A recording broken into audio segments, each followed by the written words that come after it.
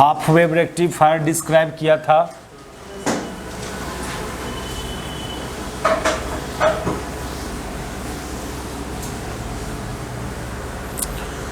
दूसरा है full wave rectifier. लिखो, अगला लिखो फुल वेव रेक्टिफायर।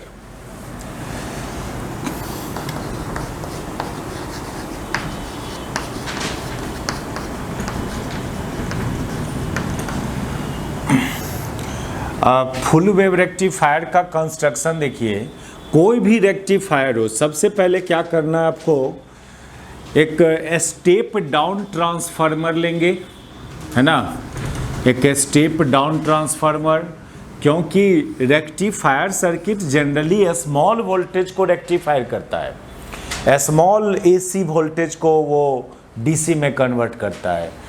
तो इसलिए कि उससे पहले सबसे पहले वो जो सिग्नल को डीसी में कन्वर्ट करना है, जिस एसी सिग्नल को, उसको स्टेप डाउन ट्रांसफार्मर से पहले आपको स्टेप डाउन ट्रांसफार्मर से उसको पहले उसके वोल्टेज को डाउन कर लेना। और यहाँ पर एक्चुअली क्या होता है, दो डायोड कनेक्टेड होता है दोनों टर्मिनल पर, सेकेंडरी के इस टर्मिनल पर भी एक डायोड, सेकेंडरी के इस टर्मिनल पर भी एक डायोड। इसको D1 D2 से डिनोट कर दो। इस पॉइंट का नाम CD लिया था ना, CD। और फिर क्या करना, एक यहाँ पर एक ऐसे को, इसको तो इससे कनेक्ट कर देना है, और एक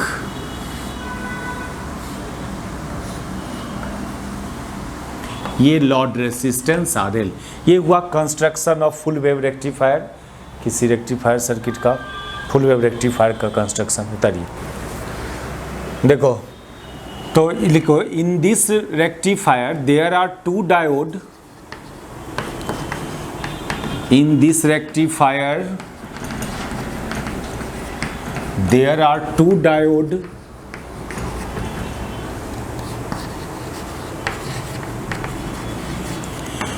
D1 and D2 connected at both terminal of output of secondary, connected at both terminal of output of secondary of transformer। दो कॉइल होता है ट्रांसफार्मर में, प्राइमरी एंड सेकेंडरी, है ना, तो हम लोग उसको सेकेंडरी बोल रहे, secondary of transformer.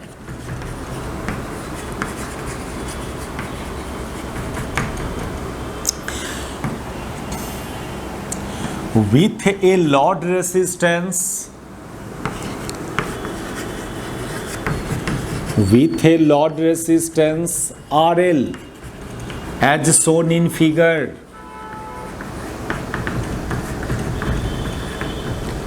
with load resistance RL as shown in figure। देखो ठीक है, कनेक्शन आप देख रहे हैं कैसे क्या किया हुआ है। इसको बोलते हैं हम लोग centre tapped rectifier. Centre tapped मतलब ये जो सेकेंडरी है ना, ट्रांसफार्मर का सेकेंडरी, इसका जस्ट सेंटर से इसको कनेक्ट किया गया इस लॉड रेसिस्टेंस के इंड को। जस्ट सेंटर मतलब बहुत सारे टर्न होगा, मान लो 100 टर्न है तो ये पॉइंट कहाँ पर होगा, 50 टर्न के बीच पर होगा, तो इसको सेंटर टैप्ड रेक्टिफायर भी बोलते हैं इस फुल वेव रेक्टिफायर को। This full wave rectifier is called, this full wave rectifier is called centre tapped rectifier.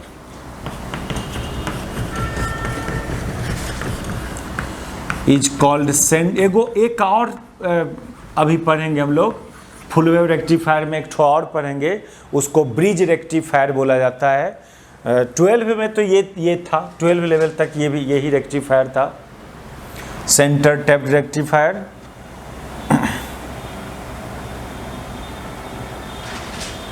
ठीक है, अब देखो इसका फंक्शन देखो कैसे ये डीसी में कन्वर्ट करता है ऐसे सिग्नल को। इस बात को देखो आप,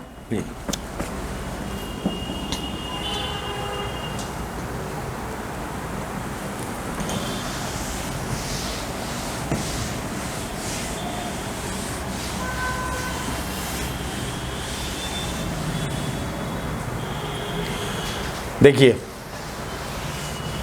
एक्चुअली क्या है, आप ये जो ट्रांसफार्मर का जो ये इनपुट है, तो ए और बी का पोटेंशियल पीरियोडिकली वैरी करते रहता है।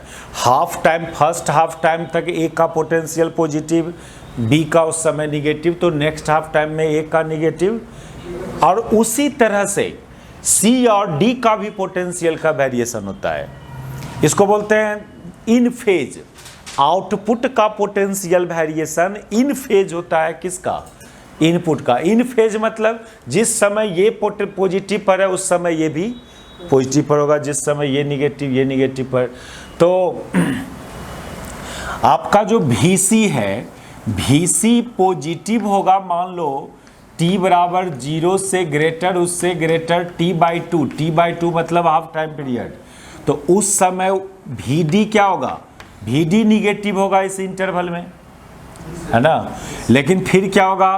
फिर VC पॉजिटिव होगा फ्रॉम t/2 टू t उससे ग्रेटर t, तो उस समय VD क्या होगा उस समय?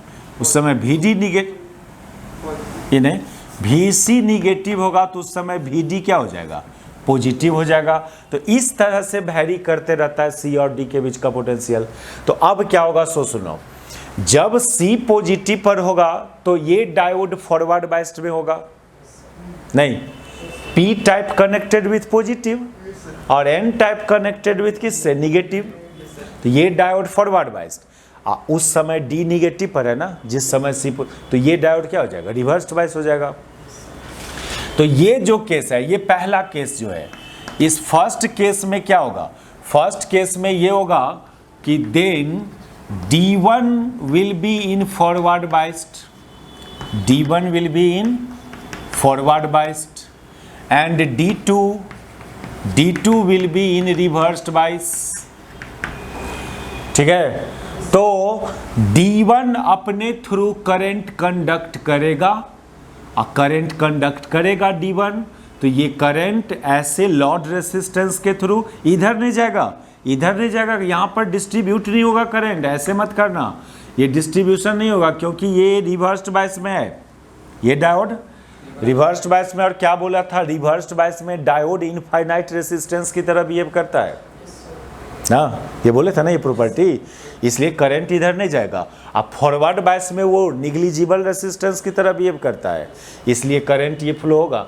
यानी ये करंट यहाँ पर नहीं टूटेगा क्योंकि ये रिवर्स्ड बायस में है, ऐसे फ्लो करेगा करंट और ऐसे आएगा इस रेसिस्टर, लॉड रेसिस्टर के थ्रू, और इस लूप में फ्लो करते रहेगा करंट। इस लूप का हो सके तो कुछ नाम दे दो, E नाम दे दो, यहाँ F नाम दे दो, यहाँ पर ये F है तो ये भी क्या है? पॉइंट F ही है। क्यों? क्योंकि इसके और इसके बीच कुछ नहीं है। नहीं समझे बात? ये एक डायरेक्ट पाथ है। कहोगे ऐसा क्या है? ये क्या है? ये तो इसलिए बोले कि ये वायर इससे टच नहीं कर रहा है। ऐसा दिखाने का क्या मतलब? ये जो वायर है, ये वायर इससे टच नहीं कर रहा है, इसलिए दिखाते। ये तो बिना रेसिस्टेंस का वायर है ना। अरे F पॉइंट, इस पॉइंट और इस पॉइंट के बीच में सिंगली एक वायर है बस, और कुछ नहीं है। जब दो पॉइंट के बीच में कोई एलिमेंट कनेक्टेड नहीं हो तो दोनों पॉइंट को सेम पॉइंट माना जाता है इलेक्ट्रिक सर्किट में। क्या बोले? दोनों पॉइंट के बीच कुछ कनेक्टेड नहीं हो, न रेसिस्टर न कैपेसिटर न कुछ भी, तो उस दोनों पॉइंट को आइडेंटिकल मानना। यानी इसको F लिखा तो इसको भी F ही लिखोगे। ठीक है, तो थोड़ा सा थ्योरी आप, then D1 will be in forward bias. ये पहला केस, ये जब होगा, जब C पॉजिटिव पर होगा उस समय D निगेटिव पर होगा, ये ओनली हाफ ए टाइम पीरियड तक। तो D1 फॉरवर्ड बायस में, D2 रिवर्स बायस में। देन इसको हम लोग बाद में लिखते हैं, रुको अभी मत लिखो, इसको हटाओ, इसको बाद में लिखते हैं, इसका पहले रिजल्ट लिख लें। तो क्या बोलेंगे? Then diode D1 conduct current, diode D1 conduct current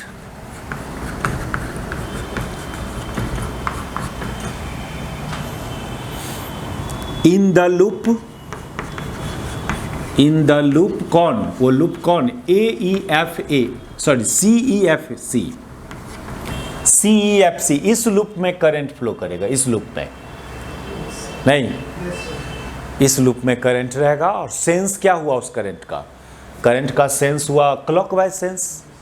नहीं, लूप का नाम कैसे लिखते हो? जहां से चले C से तो फिर CA पर पहुंच जाना, ये लूप का नोमेनक्लेचर हुआ। तो जैसा हम लूप का नाम लिखे हैं, सुनिए, जैसा हम लूप का नाम लिखे उसी सेंस में करंट भी होगा। CEFA लिखे है ना, FC, उसी सेंस में करंट होगा, यानी current will be in clockwise sense.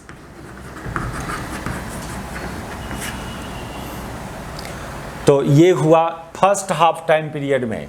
First half time period में डायोड D1 कंडक्ट कर रहा है, D2 कंडक्ट नहीं कर रहा है, और करंट लूप में करंट एग्जिस्ट कर रहा है in clockwise sense.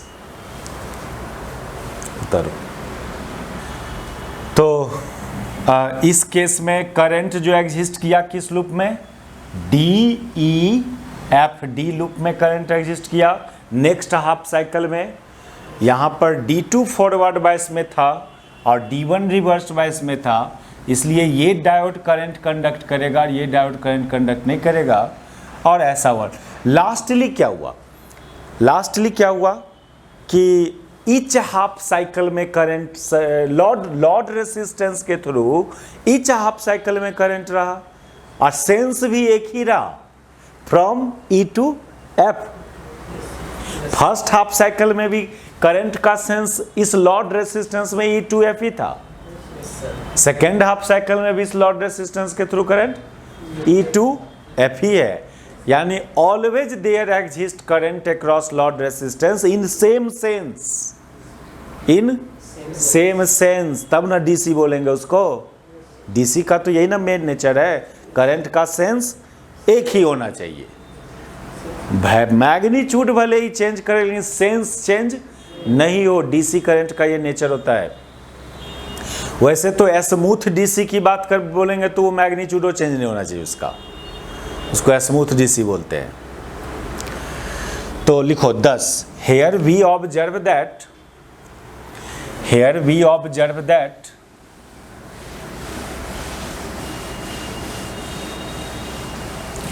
current across load resistance,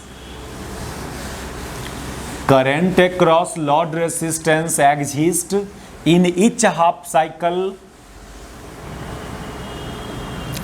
current across load resistance exists in each half cycle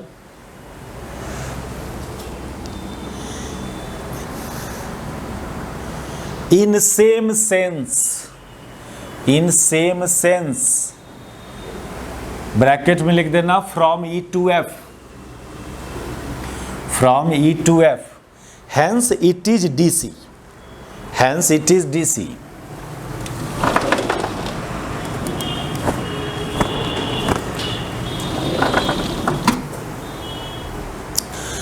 अब इसको ग्राफिकली समझे हम लोग इस आइडिया को।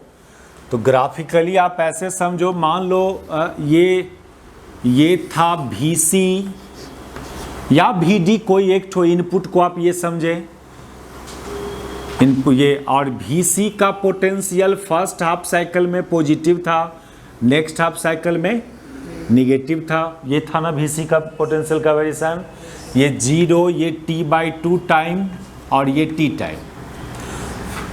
और जो लॉर्ड रेसिस्टेंस के क्रॉस भी एक पोटेंशियल क्रिएट होगा, नहीं, जो लॉर्ड रेसिस्टेंस था उसको हम लोग VR लिख दें, क्या VR। तो क्या देखोगे, आपका ये जो लॉर्ड रेसिस्टेंस था, ये पॉइंट E था, ये पॉइंट F था, इसमें हमेशा एक करंट इसी डायरेक्शन में रहा है, इसलिए इसके अक्रॉस कोई आदमी पोटेंशियल डिफरेंस मेजर करता है, इस लॉर्ड रेसिस्टेंस के अक्रॉस पोटेंशियल डिफरेंस मेजर करोगे तो ऑलवेज ये पॉइंट हाई पोटेंशियल पर रहेगा और ये पॉइंट लो पोटेंशियल पर, ऑलवेज नहीं, क्योंकि करंट हमेशा इसी डायरेक्शन में रह रहा है, इसलिए यहां का पोटेंशियल का साइन में कोई चेंजिंग नहीं होगा। नहीं समझे बात? यदि कुछ देर तक करंट इधर होता तो ये प्लस पर, ये माइनस पर, अब फिर कुछ देर में करंट ये होता तो वो ये प्लस पर, यानी ये भी फ्लक्चुएट करता है, लेकिन ऐसा नहीं है, करंट ऑलवेज एक ही डायरेक्शन में रह रहा है। इसलिए रेसिस्टेंस के क्रॉस का जो पोटेंशियल है उसका भी साइन चेंज नहीं कर रहा है, ऑलवेज दिस डायरेक्शन में रह रहा है, और दिस डायरेक्शन को पॉजिटिव डायरेक्शन मान लो। और इस इंटरवल में भी रह रहा है। देखिए Vc इस इंटरवल में निगेटिव है, लेकिन Vr का पोटेंशियल डिफरेंस का साइन चेंज नहीं हो रहा है, वो ऑलवेज अभी भी इस इंटरवल में भी इसी डायरेक्शन में पोटेंशियल, यहाँ हाई यहाँ लो, इस इंटरवल में था जब उसमें भी यहाँ पर हाई यहाँ पर लो, यानी ग्राफ। ये तो देखो आपको ऐसे नहीं समझ में आ रहा है तो करंट के टर्म्स में बात कर लो। करंट के टर्म्स IL मतलब लॉर्ड रेसिस्टेंस, ये RL बोलते हैं इसको, लॉर्ड रेसिस्टेंस, इसलिए उसके थ्रू जो करंट है उसको क्या बोलेंगे, IL। तो करंट तो हमेशा एक ही डायरेक्शन में है। तो ये हुआ आउटपुट, ये इनपुट का ग्राफ हुआ। आप सर्किट को दिए थे ऐसा वोल्टेज, और आउटपुट में जो करंट आया या वोल्टेज आया वो ऐसा आया, इसको आउटपुट बोलते हैं। तो ये हुआ। लेकिन एक बात सुनो, ये डीसी किस रिस्पेक्ट में हुआ, सेंस के रिस्पेक्ट में ना डीसी हुआ, कि सेंस में कोई चेंजिंग नहीं रहा। तो since current in through load resistance remain in same sense in both half cycle, hence it is क्या, DC, hence it is DC. तो since current through load resistance, current through load resistance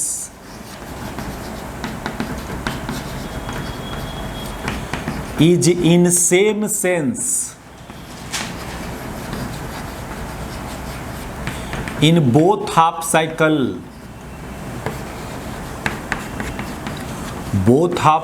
of input, hence it is DC। लेकिन इस DC में भी थोड़ा AC nature है। क्या है, ये यहां से यहां तक तो सेंस एक है, लेकिन मैग्नीट्यूड साइन का फंक्शन में है ना। मैग्नीट्यूड क्या है, साइन कॉस का फंक्शन में, साइन कॉस का ग्राफ है ये, क्योंकि ट्रांसफार्मर का जो आउटपुट होता है वो साइन कॉस का फंक्शन में होता है, उसका करंट या वोल्टेज। याद आ रहा है ना, ये 12 वाला ऐसी अल्टरनेटिंग करंट। इसलिए जब तक रहा करंट उस लॉर्ड रेसिस्टेंस में, हर हाफ साइकिल में करंट रह रहा है, सेंस चेंज नहीं हो रहा है उस करंट का, लेकिन उसका मैग्नीट्यूड साइनोसॉइडली वैरी कर रहा है, यानी थोड़ा एसी नेचर है उस डीसी में। उस डीसी में एसी नेचर है विथ रिस्पेक्ट टू मैग्नीट्यूड, न कि विथ रिस्पेक्ट टू सेंस, है ना। इस तरह के डीसी को बोलते हैं पल्सेटिंग डीसी। कैसा डीसी, पल्सेटिंग डीसी। देखो but this DC has some AC character, this DC has some AC character,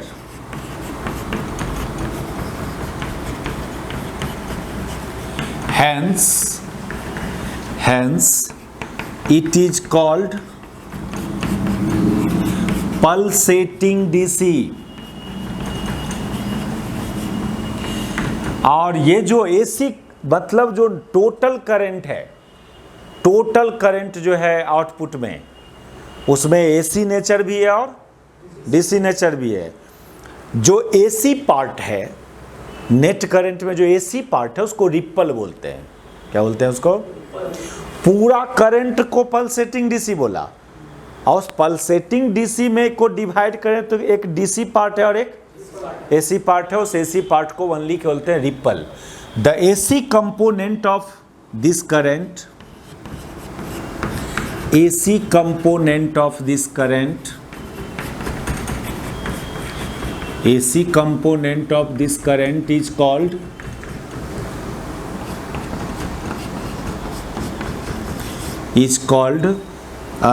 ripple।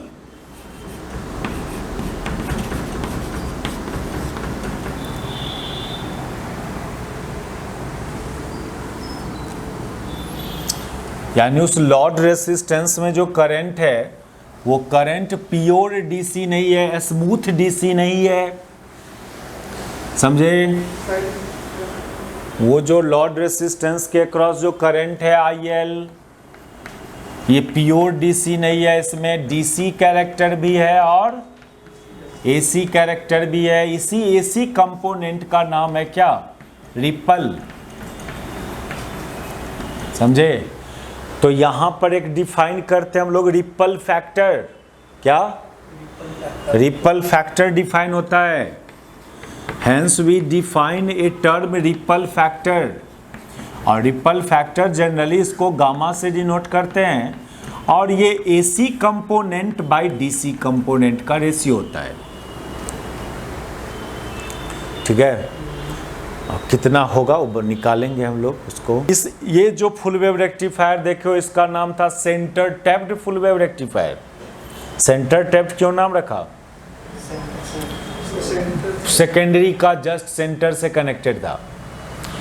तो ये जो है डिमेरिट है इस रेक्टिफायर में, डिमेरिट है, दो डिमेरिट है। एक डिमेरिट तो समझ में आ जाएगा, एक डिमेरिट तो यही है कि सेंटर टैपिंग करना इम्पॉसिबल होता है। इतना ना क्लोज टर्न होता है कि कितना टर्न काउंट करोगे आप, ये समझे बात? 10-20 टर्न हो तो चलो उसका सेंटर पता कर लेंगे, लेकिन जहाँ 1000 और 10,000 टर्न किया गया हो वहाँ पर सेंटर पता कर पाएंगे? एग्जैक्टली सेंटर पर कनेक्ट नहीं कर सकते। एक प्रॉब्लम ये, और दूसरा एक और मेजर प्रॉब्लम है, वो नहीं अभी समझ में आएगा, उसको बोलते हैं peak inverse voltage, PIV।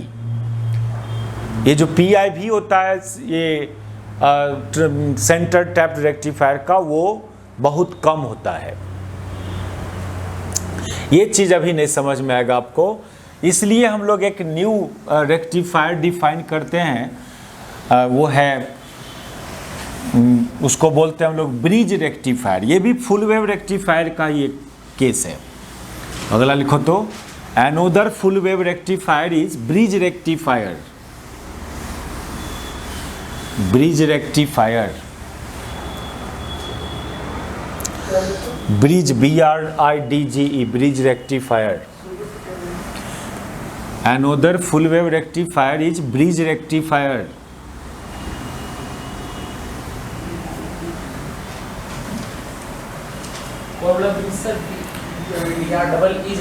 BRIDGE,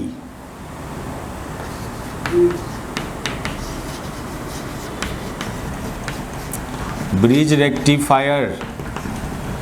इसका पहले कंस्ट्रक्शन देखिए, इसमें 4 गो डायोड कनेक्टेड होता है, और चारों डायोड का कनेक्शन एक्चुअली ऐसा, ये मान लो सेकेंडरी है, ये सेकेंडरी है, प्राइमरी भी होगा इधर, तो ये तो समझिए रहे आप।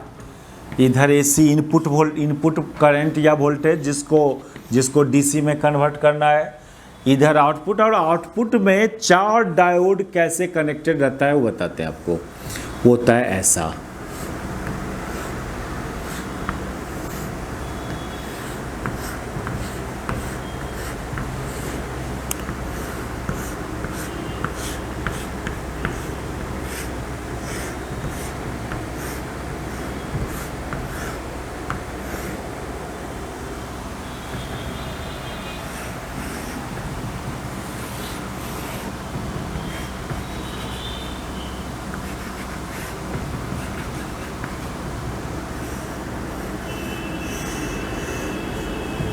ये उतारिए, इस सब का थोड़ा नाम दे दें, ABCD।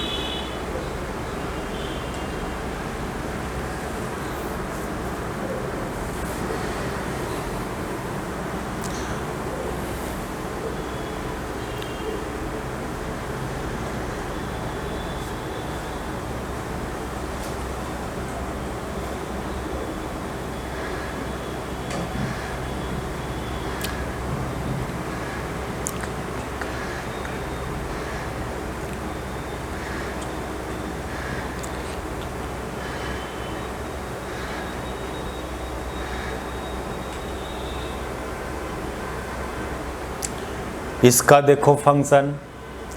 फुल वेव रेक्टिफायर का ही एक दूसरा टाइप्स ऑफ रेक्टिफायर है ब्रिज रेक्टिफायर।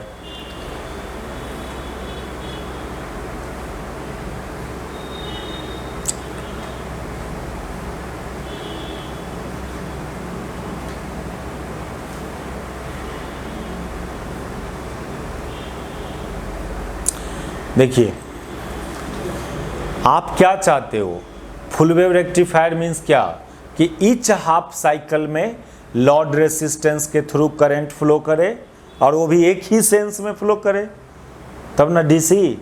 तो ये हमारा रिक्वायरमेंट है कि हमारे लॉड और ये सेंटर टैपिंग नहीं है, यहाँ क्वाइल से तो नहीं कुछ कनेक्टेड है ना, बीच बीच में कुछ ऐसा क्वाइल, बस यहाँ कुछ बीच में कोई कनेक्शन नहीं है, इसलिए सेंटर टैपिंग ढूंढना, सेंटर ढूंढना जरूरी नहीं है यहाँ पर। इसमें देखिए फंक्शन देखिए क्या है। फर्स्ट हाफ साइकिल की यदि बात करें हम लोग, फॉर टी ग्रेटर दैन 0 उससे ग्रेटर दैन t/2, मान लो कि इस इंटरवल में, अच्छा हाँ, इस इंटरवल में ये पॉइंट पॉजिटिव पर है तो उस समय ये पॉइंट क्या होगा, निगेटिव पर होगा। ये तो ट्रांसफॉर्मर का सेकेंडरी का आउटपुट है ना, वो तो एसी नेचर का होगा। मतलब क्या, ये हाफ टाइम में ये प्लस ये माइनस, अगला हाफ टाइम में ये प्लस और ऐसे होते रहेगा। तो जब ये प्लस पर दैट इज ए पॉजिटिव पर है और डी क्या है, नेगेटिव पर, ये मीनिंग हुआ ना, ए पॉजिटिव पर और डी नेगेटिव पर। अब डायोड का थोड़ा नाम डाल दो, D1, D2, D3, D4।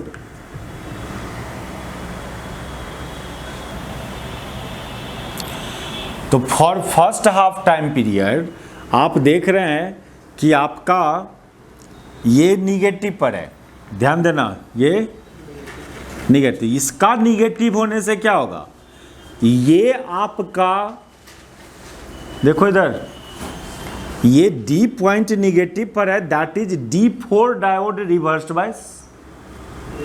D4 diode reversed bias कैसे, क्योंकि P टाइप कनेक्टेड निगेटिव, और ये फॉरवर्ड बायस, क्योंकि इसका N टाइप कनेक्टेड निगेटिव, तो ये तो फॉरवर्ड बायस का ना प्रॉपर्टी था। तो D4 will be in reversed bias and D3 will be in forward बायस। इधर से देखो, ये देखो D1 का N टाइप पॉजिटिव से कनेक्टेड है तो रिवर्स्ड बायस, और D2 का P टाइप पॉजिटिव से कनेक्टेड है तो वो फॉरवर्ड बायस। यानी कौन कौन फॉरवर्ड हुआ, D2 and D3 forward bias में हुआ, D1 and D4 reverse bias में हुआ।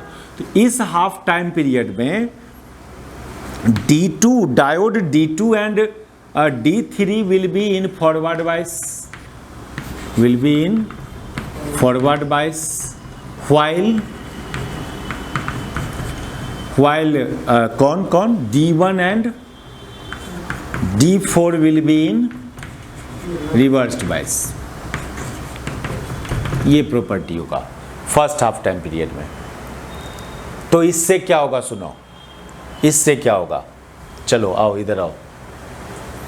ट्रांसफॉर्मर का ये पॉजिटिव है तो ये तो करंट ऐसे भेजेगा, ये जब ऐसे भेजा करंट, यहां पर जब आया ये करंट, तो D1 क्या है, कहाँ गया D1, D1 will be in reversed bias. यानी ये जो करंट यहां आया वो इधर नहीं जाएगा, क्योंकि D1 रिवर्स्ड बायस में है, वो करंट इधर भाग जाएगा। ठीक है, अब यहां जाएगा, यहां आएगा करंट, तो वो फिर इसमें नहीं जाएगा, क्योंकि ये भी क्या है, ये भी रिवर्स बायस में है। तो वो करंट जब यहाँ आएगा तो इधर नहीं जाके वो ये रास्ता को फॉलो करेगा, ऐसे आएगा करंट, ऐसे आएगा, फिर वो इसमें नहीं जाएगा क्योंकि ये रिवर्स बायस में है। वो करंट फिर ऐसे मुड़ेगा, ऐसे मुड़ के फिर यहाँ पर आएगा, फिर इस रास्ता होते हुए फिर सेकेंडरी में चला जाएगा। लूप क्रिएट हुआ ना, करंट के लिए बस लूप होना चाहिए, समझे। ये फर्स्ट हाफ टाइम पीरियड में सेंस ऑफ करंट ऐसा है। उत्तर दिखाइए पहले इसको। तो इस सेंस में करंट का सेंस क्या होगा, देन इन दिस केस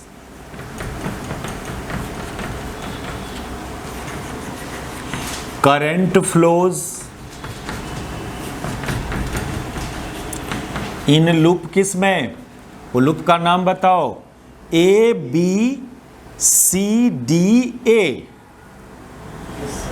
क्या, A B C D A, इस लूप में करंट फ्लो करेगा।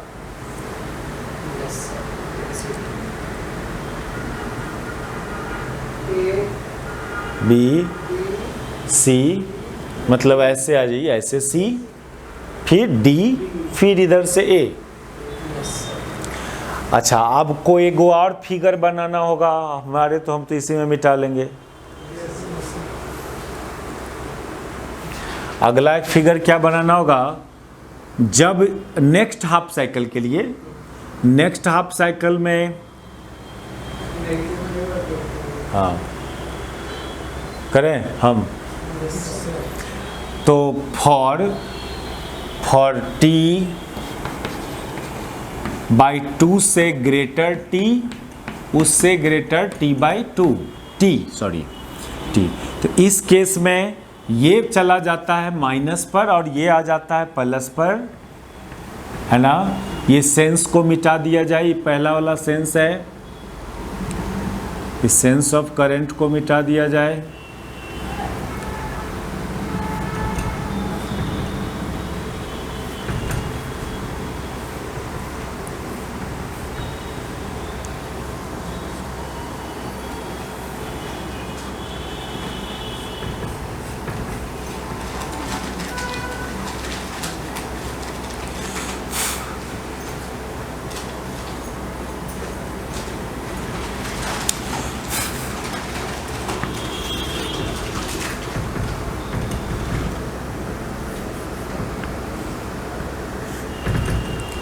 आप एक दूसरा फिगर बना लेंगे।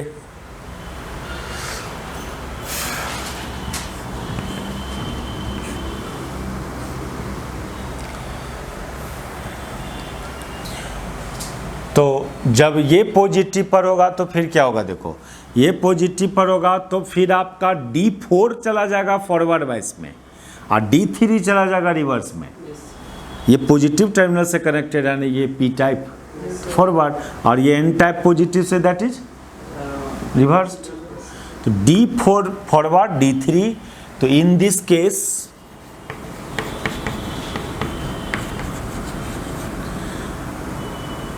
केस D4 और कौन एगो फॉरवर्ड में होगा, ये भी फॉरवर्ड में होगा D1। सुनो कैसे, D1 के N टाइप को किससे कनेक्ट कर रहे हो, निगेटिव से, तो रिवर्स फॉरवर्ड का ना प्रॉपर्टी होता है, नहीं किसका प्रॉपर्टी, N टाइप को निगेटिव से कनेक्ट करना है तो फॉरवर्ड का प्रॉपर्टी है, या P टाइप को पॉजिटिव से कनेक्ट करना वो भी फॉरवर्ड का प्रॉपर्टी है।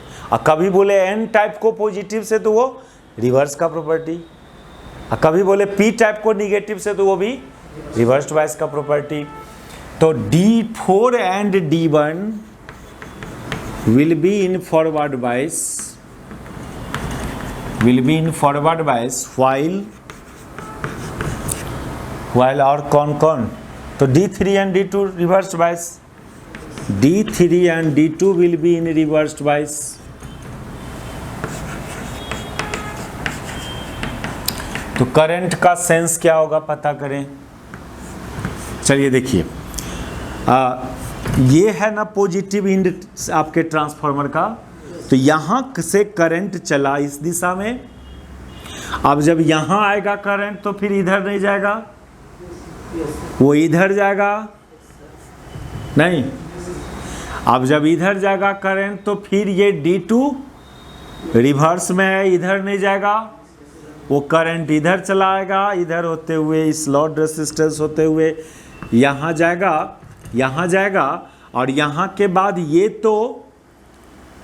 ये तो रिवर्स में है, तो ये करंट इधर नहीं मुड़ेगा, ये करंट इधर चला जाएगा, नहीं, इधर जाने के बाद फिर वो यहाँ जब जाएगा तो इधर तो नहीं जाएगा क्योंकि रिवर्स में है, ये करंट ऐसे मुड़ जाएगा और ऐसे होते हुए फिर यहाँ आ गया। समझे बात। तो इस केस में जो करंट होगा, इन this case current exist in loop, current exist in loop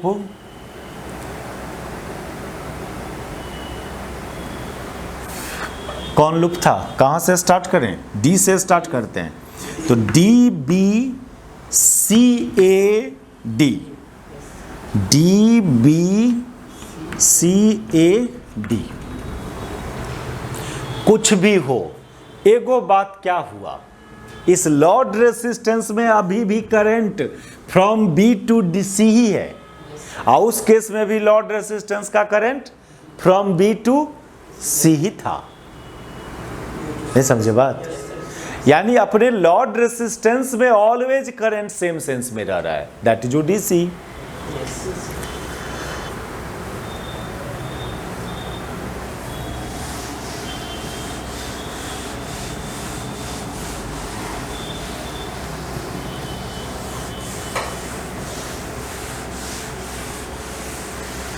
देखो 10 current through load resistance, current through Lord resistance always exist in same sense,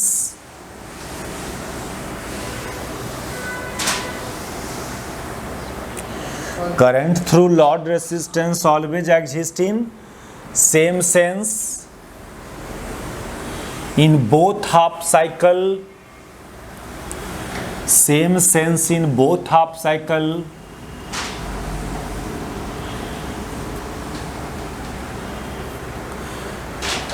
from B to C, from B to C।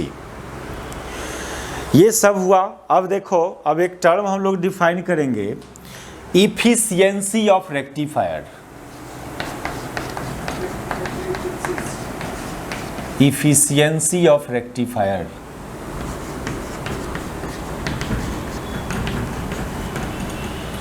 पहले half wave, कोई भी rectifier हो, उसका एक general formula क्या efficiency का, ये है ratio of DC power to the AC power. DC output load resistance के क्रॉस का जो पावर मिला वो आउटपुट कहलाएगा, और सर्किट में ट्रांसफार्मर जो डाला था पावर वो इनपुट कहलाएगा। तो ट्रांसफार्मर तो एसी रूप में डाला था ना, सर्किट को एनर्जी दिया था, लेकिन लॉर्ड रेसिस्टेंस के थ्रू डीसी के रूप में एनर्जी ले रहे हो आप। तो ये डिफाइन है कैसे, it is the ratio of DC output power divided by DC AC input, it is the ratio of DC output power to the AC input power. इसको एटा से डिनोट करते हैं, एटा से डिनोट करते हैं, और इसको बोलोगे आप P DC by P AC. अब आउटपुट कौन है, इनपुट कौन है, वो तो खुद भी समझ रहे हो आप। डीसी को आउटपुट और एसी वाले को इनपुट। अब ये पावर निकालना है, DC output and AC input, तो पहले तो करंट चाहिए, क्योंकि पावर का जनरल एक्सप्रेशन होता है, पावर का जनरल एक्सप्रेशन होता है आई स्क्वायर आर, ये जनरल एक्सप्रेशन है, करंट का स्क्वायर इनटू रेसिस्टेंस, ठीक है। तो हम लोग जब डीसी आउटपुट पावर निकालें तो करंट भी डीसी करंट निकालना होगा, और जब एसी आउटपुट इनपुट पावर निकालें तो करंट का भी एसी निकालना होगा। तो पी डीसी जब निकालने चलोगे, सुनो, पी डीसी देख लो, पी डीसी, तो इसको बोलेंगे I DC square into R L, I DC square into R L, ठीक है। आर एल क्यों, डीसी करंट किसके थ्रू फ्लो कर रहा है, लॉर्ड रेसिस्टेंस के थ्रू ना, वहीं से ना एनर्जी लेना है आपको। और जब हम लोग पी एसी निकालेंगे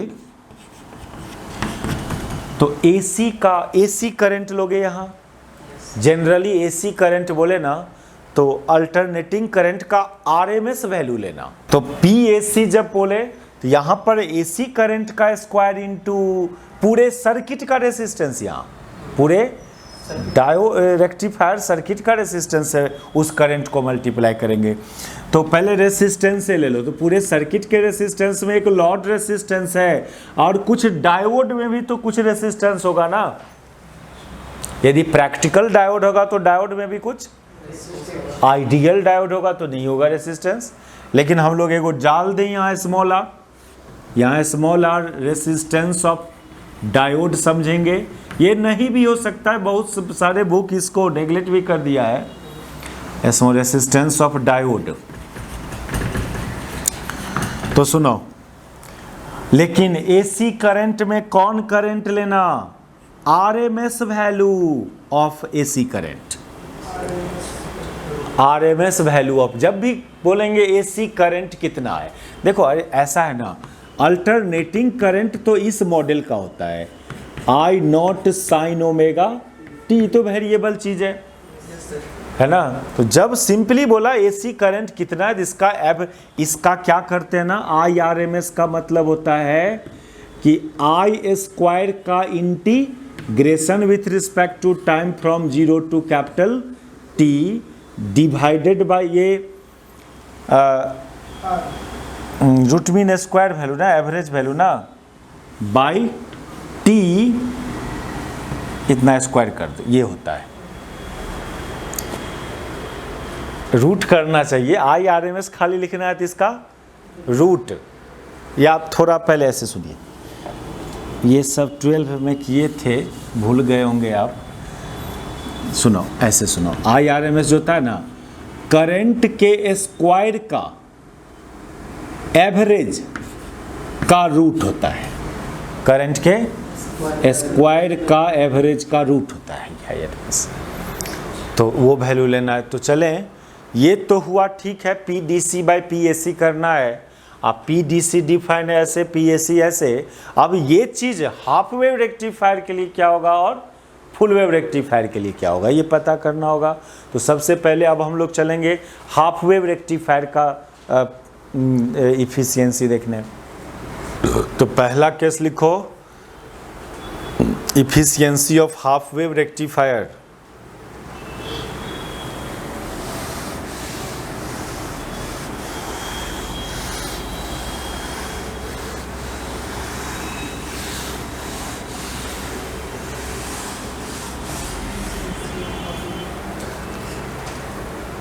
है ना।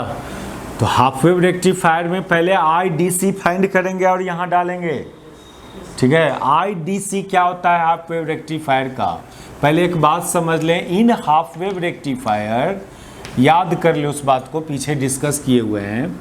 इन हाफ वेव रेक्टिफायर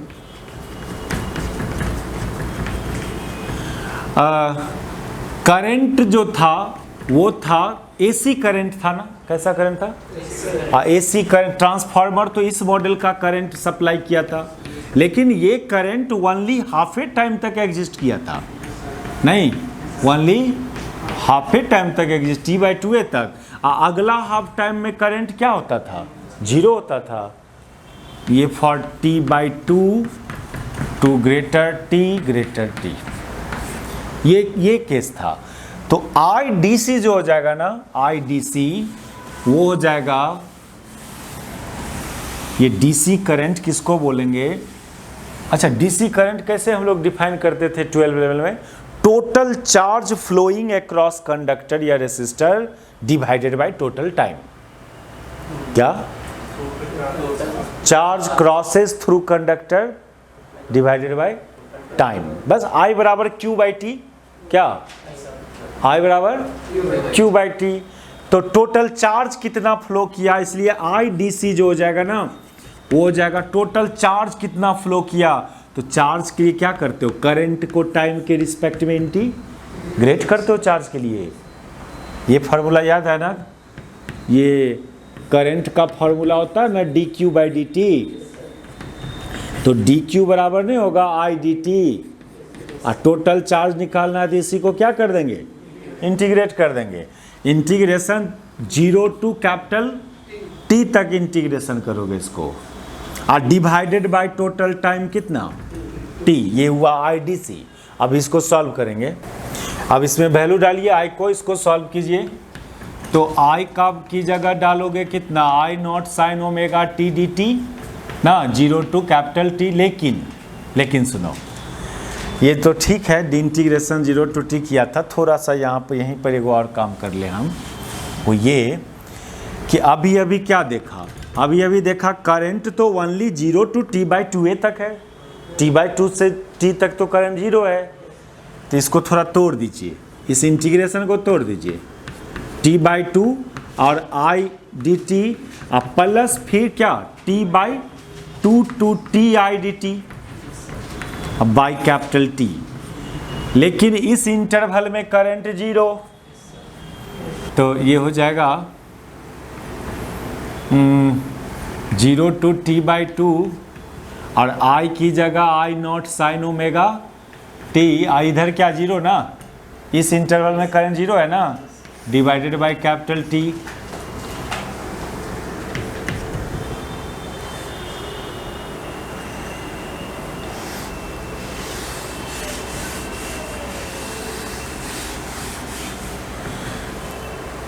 इसका सॉल्यूशन कितना आएगा, I naught by T sine omega T का इंटीग्रेशन माइनस कॉस ना, माइनस कॉस ओमेगा टी और limit 0 to capital t/2। Capital t/2 मतलब क्या, pi by omega, capital t/2 मतलब पाई बाय ओमेगा। और ये सब सब्स्टिट्यूट करते हो इसमें तो कितना आता है, ये आई नॉट बाई टी माइनस, एक बार पाई डालेंगे तो कॉस पाई -1 होगा, और फिर माइनस प्लस कॉस 0 नहीं, कॉस पाई -1 वो माइनस, ये माइनस +1, यानी ये अरे एगो चीज और छूट गया ना, डिवाइडेड बाय ओमेगा भी ना, नहीं डिवाइडेड बाय ओमेगा भी है ये।